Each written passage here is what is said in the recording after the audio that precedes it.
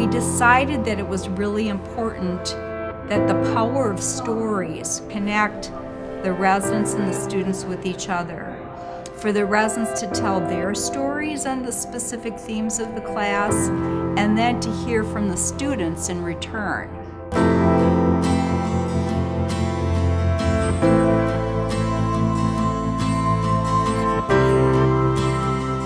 We want you to have a good sense of what happens here at St. John's.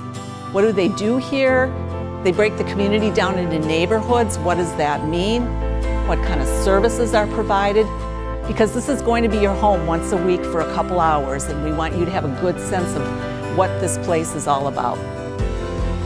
I chose this class because I was interested in gerontology and studies of the elderly people, and it honestly just piqued my interest, and that's why I signed up for it. I want to use my social work degree to help older individuals inside either a hospital or a nursing home or hospice care.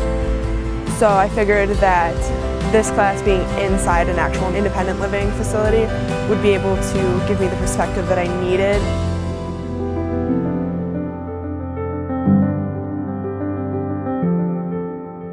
The class is based on the premise that the idea of aging is not well understood by younger people. The class is based on the premise that there are stereotypes of what it means to grow old. And if indeed there are stereotypes, and there are, the idea of the class is to let's talk to undergraduate students about the process of aging. What does it mean to grow older?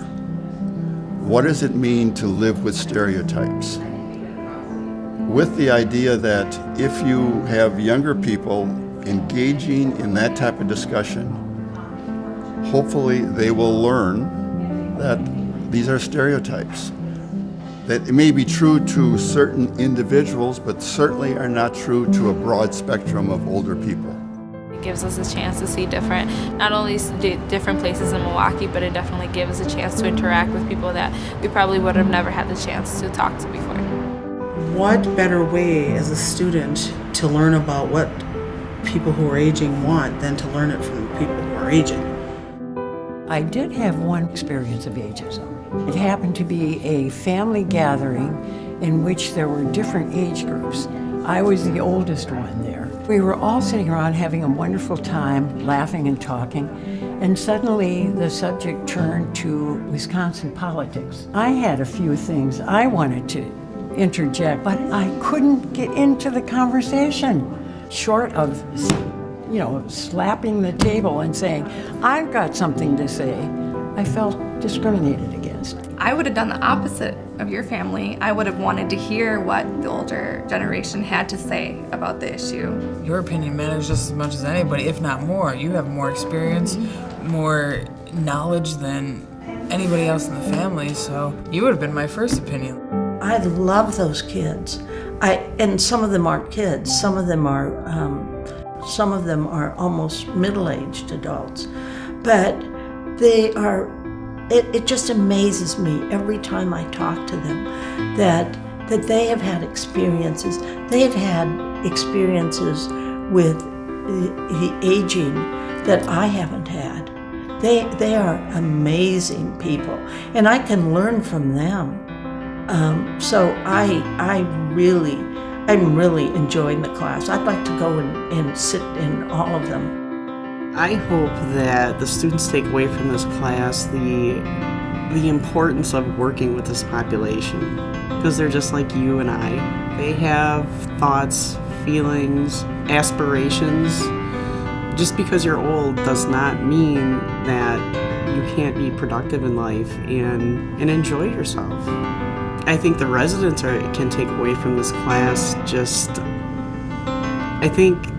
being productive and sharing their ideas, their thoughts on the aging process, I think has been invaluable to the students. I mean, where can you get that out of a textbook? You can't. I think part of the wisdom of growing old is accepting that you sometimes need help. Like the first time that an arm was extended to me, I thought, I can do that by myself. But I recognize that I can't, and that I've already broken a hip and a knee, so I know that, I can't. We went through a lab today that simulates the physical changes that occur with aging. With younger, able-bodied adults, it's kind of difficult to perceive what these limitations may feel like. So the only way to put them through that scenario is to have them go through a simulation. So we set up certain stations to simulate physical changes that occur with aging, with sense of smell, taste, mobility, hand dexterity, vision. We have a great need for people who know how to work with older adults. We have, there's statistics out there that show 93% of social workers interact with older adults, but only 7% have a background working in gerontology. So there's a great need to understand barriers that exist with older adults and how to help them overcome those and how to live in stride. The simple behavior of being there and being engaged with their discussion and talking to them is illustrative of older people. I'm interested. I'm interested in the world. I'm interested in their life. I'm interested in what's being taught to younger people about aging. And if they want to use me as an example of a specimen of an older person, great. And I'm just there to act normally. I'm not trying to put on a show. I'm not trying to do anything differently than I've always done. Just be there.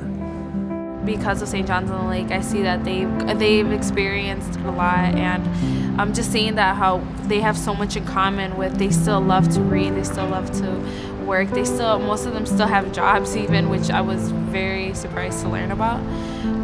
So I think the relationship is excellent. I think we could definitely benefit from a lot of their experiences and a lot of their words. Truthfully, I think even the general student population could probably learn a thing or two from this class.